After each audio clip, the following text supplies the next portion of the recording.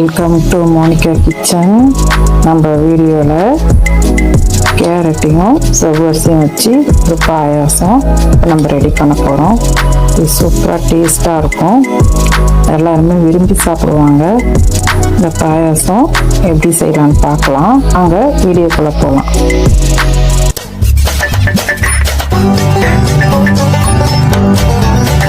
Cup மாவு செவ்வரிசி எடுத்துக்கலாம். இது 250 கிராம். இது ஒரு பவுலில் மாற்றிக்கலாம். இது தண்ணி சேர்த்து கழுவி எடுத்துக்கலாம். இப்போ கழுவி எடுத்த பிறகு கொஞ்சம் முழுகிற அளவுக்கு தண்ணி சேர்த்து நம்ம ஒரு 2 மணி நேரம் ஊற வச்சு எடுத்துக்கலாம். செவ்வரிசி 2 மணி நேரமாக ஊறிடுச்சு. வேணுன்னா நல்லா பஞ்சாயத்து பாருங்கள், இந்த மாதிரி பதத்தில் நம்ம ஊற வச்சு எடுத்துக்கலாம். அடுத்தது ஒரு மீடியம் சைஸ் கேரட்டை எடுத்து அது மாதிரி துருவி வச்சுருக்கேன். இந்த மாதிரி துருவி எடுத்துக்கலாம். கடாயில் ஒரு ஸ்பூன் நெய் சேர்த்துக்கலாம். முந்திரியும் திராட்சையும் வறுத்துக்கலாம். நல்லா வறுத்தக்கிடலாம். திராட்சை நல்லா இதாகிடுச்சு. இப்போ நம்ம எடுத்துடலாம். ஒரு நிமிஷம் போல் வதக்கி எடுத்துடலாம்.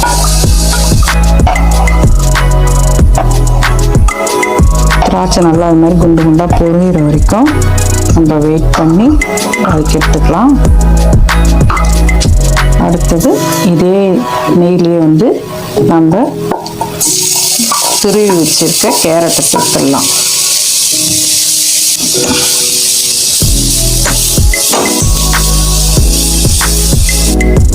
கேரட்டோட பச்சை வாசனை நல்லா போகிற வரைக்கும் நம்ம வதக்கியாச்சு. இது 1 நிமிஷம் போல் இப்போ வதக்கி எடுத்தாச்சு.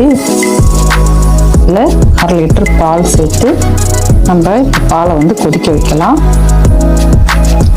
பால் கொதித்து வரும்போது நம்ம வதக்கி வச்சிருக்க கேரட்டை சேர்த்துடலாம். கேரட்டை சேர்த்து நல்லா நம்ம கிண்டி விட்டுக்கலாம். ஒரு கொதி வந்ததுன்னா போதும். ஒரு கொதி வந்துடுச்சு. இப்போ கேரட் வெந்திருக்கும். இப்போ நம்ம செவ்வரிசி ஊற வச்சிருக்க செவ்வரிசி சேர்த்துடலாம். அதையும் சேர்த்து நல்லா அது வேகிற வரைக்கும் நம்ம இப்படி கிண்டிட்டு அப்படியே விட்டுடலாம். இப்போ நல்லா செவ்வரிசி வெந்துருச்சு பாருங்கள், கண்ணாடி பதம் வந்துருச்சு. இப்போ நம்ம ஒரு பிஞ்ச் அளவுக்கு உப்பு சேர்த்துக்கலாம். ஒரு 5 ஸ்பூன் அளவுக்கு சர்க்கரை சேர்த்துக்கலாம். நம்ம இனிப்புக்கு தகுந்த மாதிரி சேர்த்துக்கலாம். நம்ம சர்க்கரை வேணான்னா நாட்டு சர்க்கரையும் சேர்த்துக்கலாம். இல்லை வெல்லம் கூட நம்ம கரைச்சி சேர்த்துக்கலாம். இப்போ கேரட் நம்ம சேர்த்ததுனால நேச்சுரலாகவே கலர் சூப்பராக இருக்கு பாருங்கள். செவ்வரிசி சேர்த்து நல்லா வெந்து போயிடுச்சு. இப்போ சர்க்கரை கரையணும். சர்க்கரை கரையை மட்டும் டைம் விட்டுட்டு முந்திரியும் திராட்சையும் சேர்த்து வதக்கி வச்சிருக்கிறத நம்ம சேர்த்துடலாம்.